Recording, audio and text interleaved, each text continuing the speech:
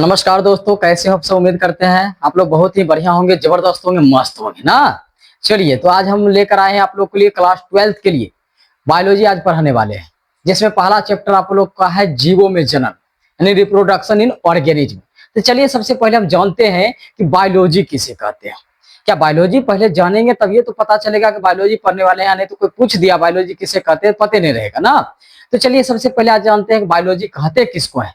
तो देखिए, बायोलॉजी जो है, बायोलॉजी बायोलॉजी जो है यानी बायोलॉजी का अर्थ क्या होता है? जीव विज्ञान होता है। क्या होता है? जीव विज्ञान।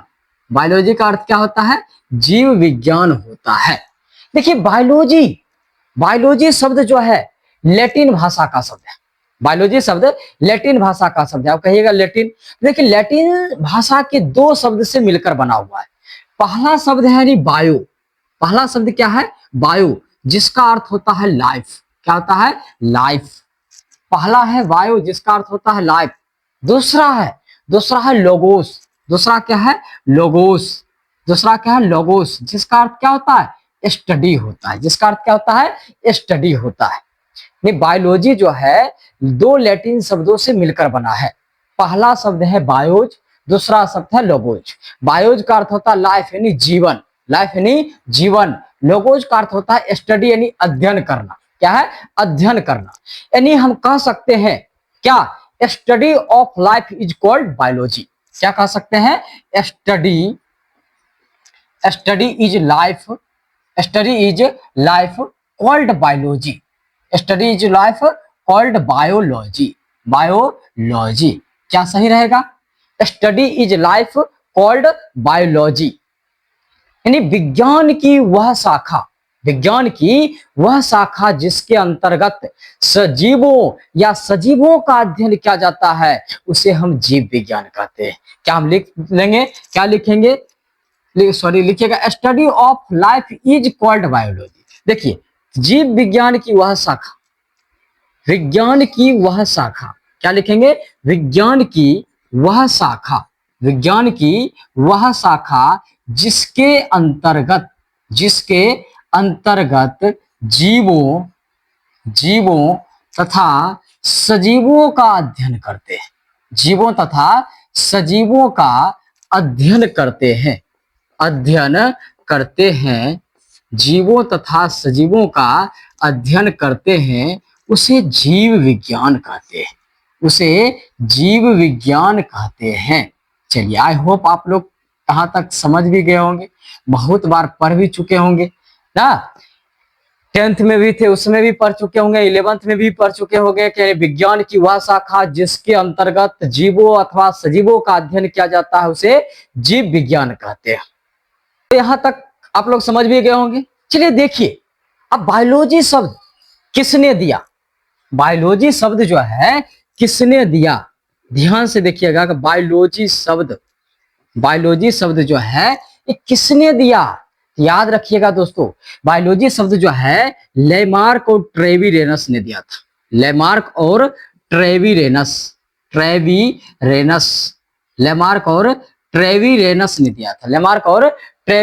ने दिया था। कब दिया था? 1802 ईस्वी में। कब दिया था? 1802 ईस्वी में। बायोलॉजी शब्द किसने दिया? लेमार्क और ट्रेविरेनस ने दिया था। कब दिया था? 1802 ईस्वी में। चलिए, तो अब बताइएगा अगला कि जीव विज्ञान के पिता यानी बायोलॉजी के पिता यानी जीव विज्ञान के पिता किनको कहा जाता है? तो बताइए जल्दी से। तो जीव विज्ञान के पिता किनको कहा जाता है? तो अरस्तु को कहा जाता है। किनको कहा जाता है? अरस्तु को कहा जाता है। नहीं, जीव, देखिए अभी हम देखेंगे जीव विज्ञान के पिता किनको कहा जाता है? तो अरस्तु को कहा जाता है। चलिए, अब हम जीव विज्ञान के शाखा के बारे में देखते हैं। तो देखिए, जीव विज्ञान को दो वर्गों में बांटा गया है। पहला क्या है? तो पहला देखिए क्या है कि यानी वनस्पति विज्ञान। पहला क्या है? वनस्पति विज्ञान। यानी जीव विज्ञान को दो वर्गों में बांटा गया है। पहला क्या है? वनस्पति विज्ञान, जिन्हें हम क्या कहते हैं? बोटनी कहते हैं। क्या कहते हैं? बोटनी। जिन्हें हम क्या कहते हैं? बोटनी कहते हैं। दूसरा क्या है? जंतु विज्ञान। दूसरा है जंतु विज्ञान, जिनको हम क्या कहते हैं? तो बताइए जल्दी से आप लोग। तो यानी जूलॉजी कहते हैं। क्या कहते हैं? जूलॉजी। जूलॉजी कहते हैं। चलिए बताइएगा कि जीव विज्ञान को दो वर्गों में बांटा गया है, जान लिए। पहला है वनस्पति विज्ञान यानी बॉटनी, दूसरा है जंतु विज्ञान यानी जूलॉजी। जंतु विज्ञान यानी जूलॉजी है। तो देखिए वनस्पति विज्ञान, चलिए बताइएगा कि वनस्पति विज्ञान के पिता किनको कहा जाता है। याद रखिएगा वनस्पति विज्ञान के पिता जो है थियोफ्रेस्टस हैं। कौन है? थियोफ्रेस्टस। वनस्पति विज्ञान के पिता कौन है? थियोफ्रेस्टस है। जूलॉजी विज्ञान के पिता कौन है?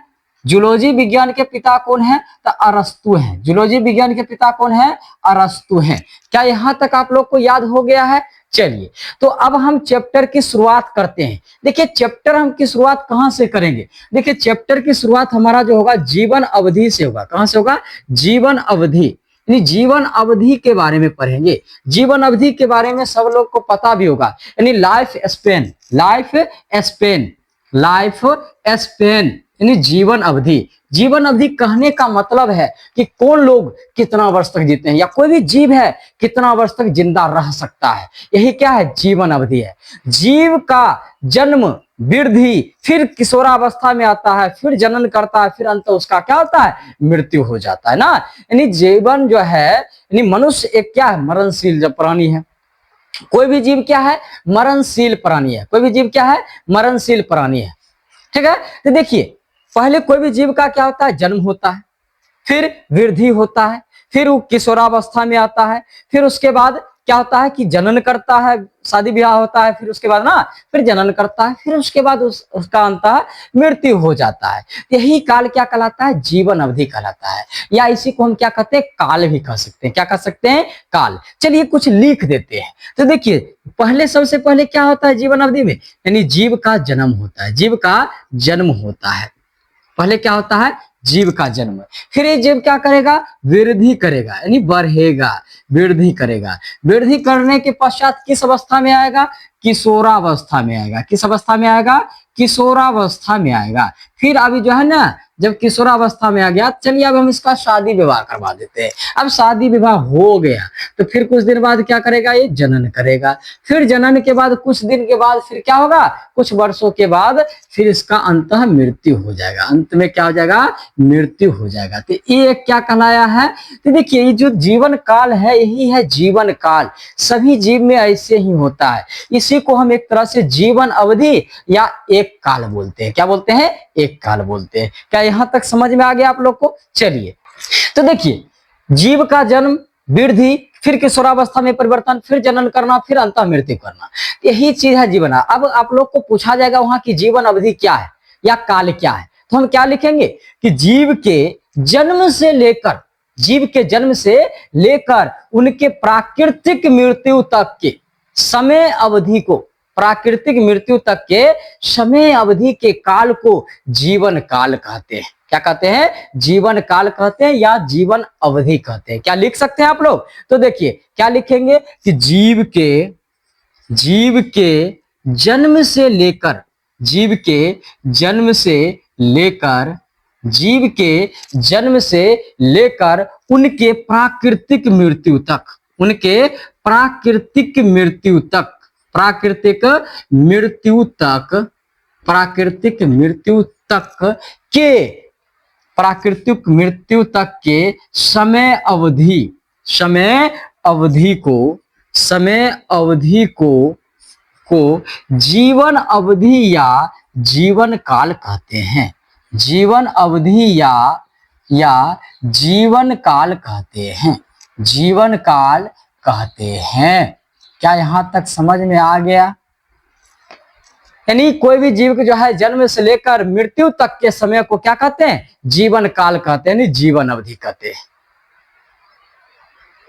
तो देखिए प्रत्येक जीव का जीवन काल जो होता है ना, अलग अलग होता है। प्रत्येक जीव का जीवन काल क्या होता है? अलग अलग होता है। कुछ जीवों की जीवन अवधि क्या होता है? बस कुछ ही देर होती है। कुछ जीवों की अवधि कई वर्ष तक होता है, कुछ जीवों का अवधि होता है 150-200 साल तक होता है। यानी सब जीव का जो है ना, कुछ जीवों ऐसा भी होता है जिसका मृत्यु क्या 1000 वर्ष के बाद भी होता है, नहीं 1000 वर्ष तक भी जीवित रह सकता है। अब जैसे मानिए तितली, तितली क्या है? तितली का जीवन काल मात्र 1 से 2 सप्ताह है। तितली का जीवन काल कितना है? मात्र 1 से 2 सप्ताह है। फिर जबकि सिकोया वृक्ष का जीवन काल सिकोया वृक्ष का जीवन काल हजारों वर्ष है, हजारों वर्ष है।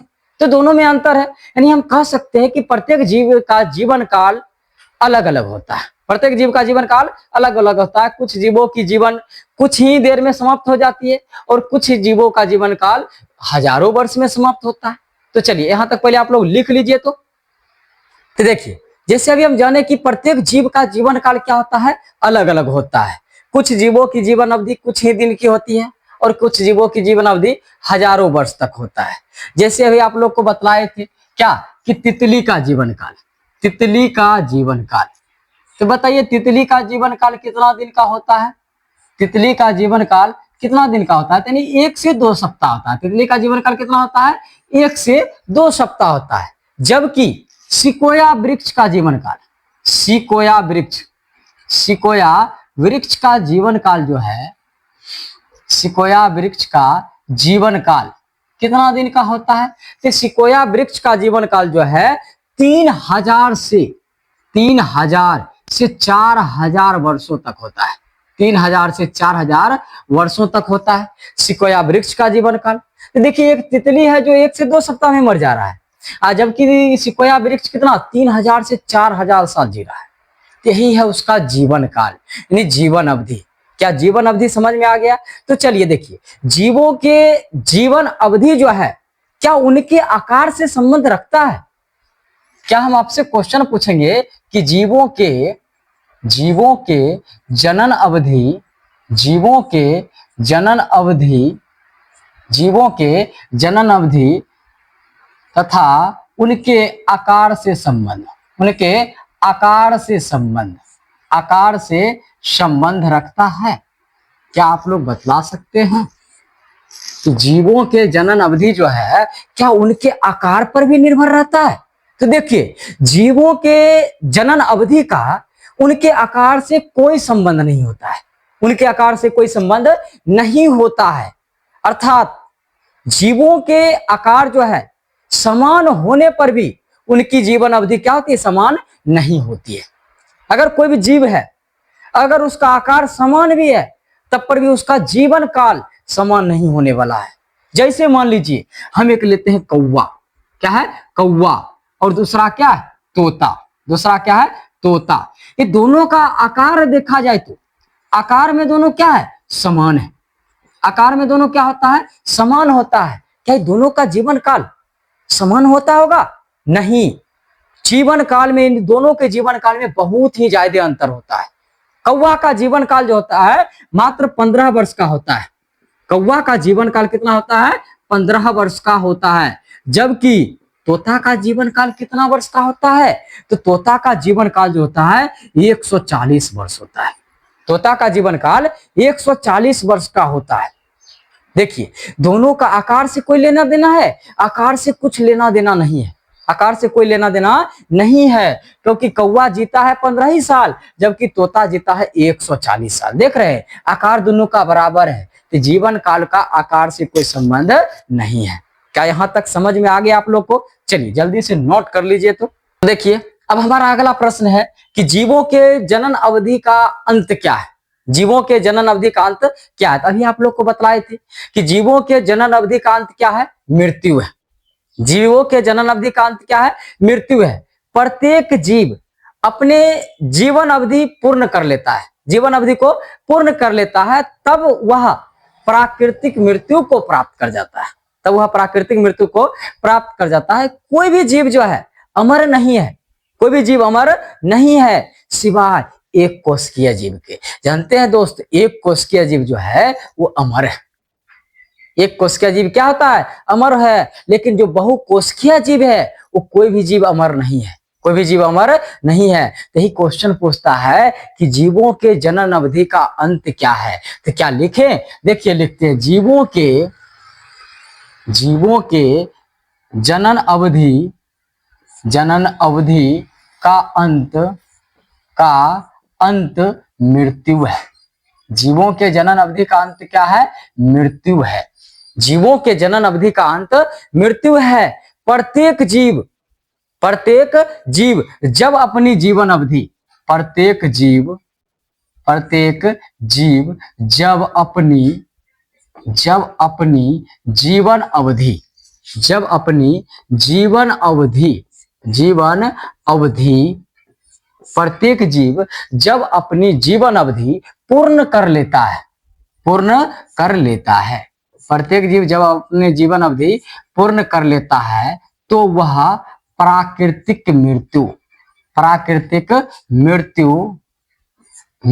को प्राप्त कर लेता है, प्राकृतिक मृत्यु को प्राप्त कर लेता है। यानी जीवों के जनन अवधि का अंत क्या है? मृत्यु है। प्रत्येक जीव जब अपनी जीवन अवधि पूर्ण कर लेता है तो वह प्राकृतिक मृत्यु को प्राप्त कर लेता है। कोई भी जीव अमीर नहीं है, कोई भी जीव अमर नहीं है, सिवाय किसके? सिवाय एक कोशिकीय जीव